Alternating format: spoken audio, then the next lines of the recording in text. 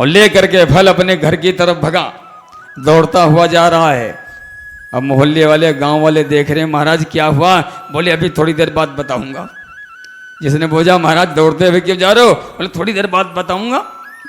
और दौड़ता दौड़ता गया और जा करके वो फल, अरे सुनते हो भाई, इधर आओ भाग्यवान, ये फल लेकर के आया हूं, ये फल खा लो। यदि फल तुमने खा लिया तो निश्चित रूप से बड़ा सुंदर बेटा हो जाएगा। अब फल हाथ में ले लिया।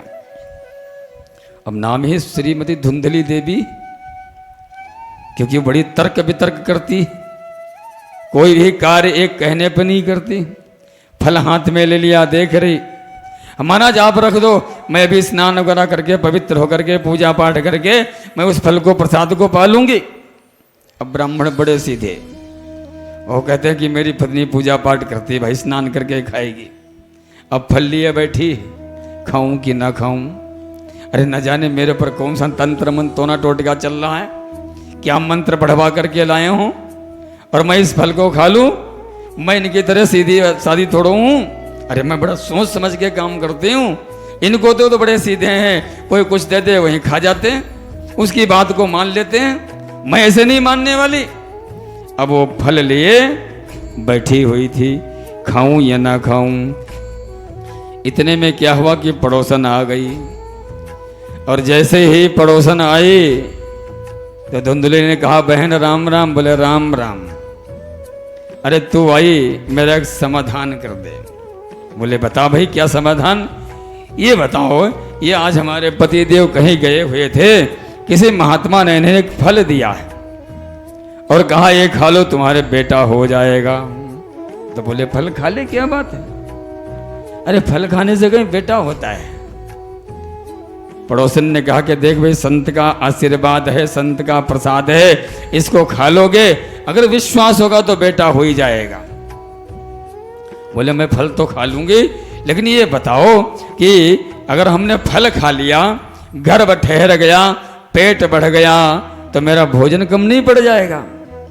और जब मेरा भोजन कम पड़ जाएगा तो मैं कमजोर हो जाऊंगी, और जब मैं कमजोर हो जाऊंगी तो चलना फिरने मुझे समस्या हो जाएगी, दिक्कत हो जाएगी, मैं तो बिस्तर पे पड़ी जाऊंगी। पड़ोसन ने कहा भाई तुझे कौन सा काम करना है? बोले घर के काम बहुत है हमारे।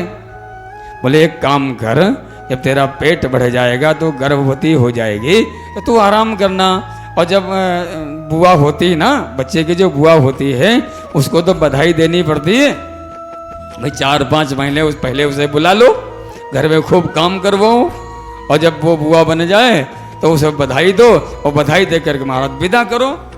धुंधली कहती अरे बहन तुझे नहीं पता, मेरी जो ननद है ना वो बड़ी चोटी है, नंबर 1 की चोटी है, वो 4 महीने में सारा घर ही खाली कर जाएगी।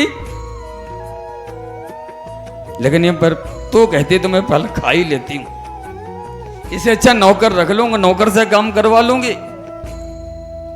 अब तो कहे तो मैं फल खा लूं।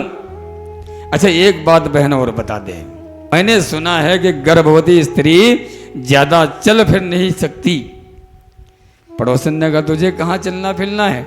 और बोले कहीं आग लग गई तो, और कहीं भूकंप आ गया घर में तो सब तो भाग जाएंगे, तदा में मरणम भवेत, मैं बिस्तर पे होंगी, मेरा ही मरण होगा।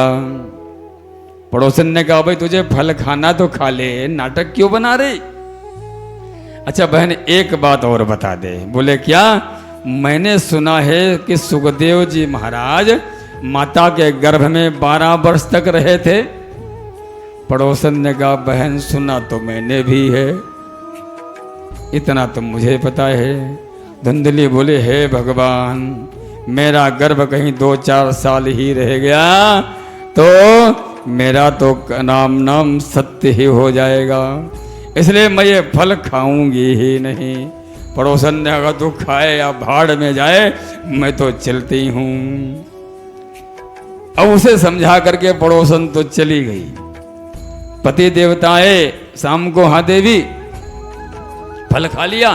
बोले हाँ महाराज खा लिया। स्त्री का सबसे बड़ा पाप ये होता है कि वो पति के सामने झूठ बोलना। कभी कभी महिलाएं जो है माताएं पति के सामने झूठ बोल देती हैं।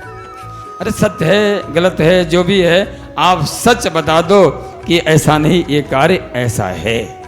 थोड़ी देर के लिए विरोध होगा, लेकिन थोड़ी देर बाद विरोध के बाद फिर जो है सब नॉर्मल हो जाएगा। सच बोलना चाहिए, सत्य बताना चाहिए।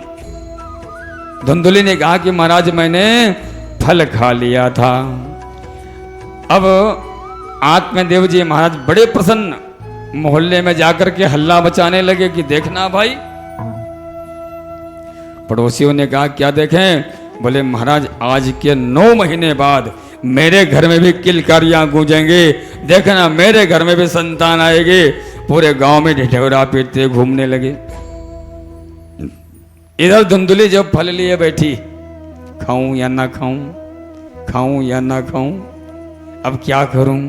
मन में संशय, नाम ही धुंधुली, क्योंकि हर बात को आपस में जो है पहले विचार करना, अच्छा हो चाहे बुरा हो उस पे सोचना, करूं या ना करूं, करूं या ना करूं, ऐसा होगा फिर वैसा होगा।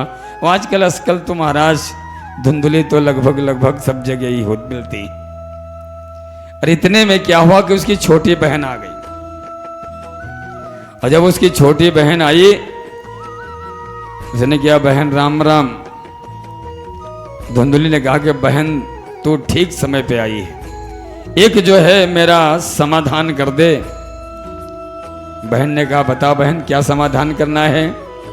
बोले ये फल लेकर के कहीं से आए हैं और इस फल को मैं खाऊं या ना खाऊं, न जाने कैसा फल होगा। अब जो छोटी बहन थी वो बड़ी तेज थी, वो तो चाहती थी कि इसके कुछ ना हो। अगर इसके कुछ हो गया तो इसका इतना माल पानी धन पानी है सब इसी का रह जाएगा, फिर मुझे कुछ नहीं मिलेगा। तो अपनी बहन से बोली कि देख बहन, इन बाबा बैरागियों के चक्कर में मत आना।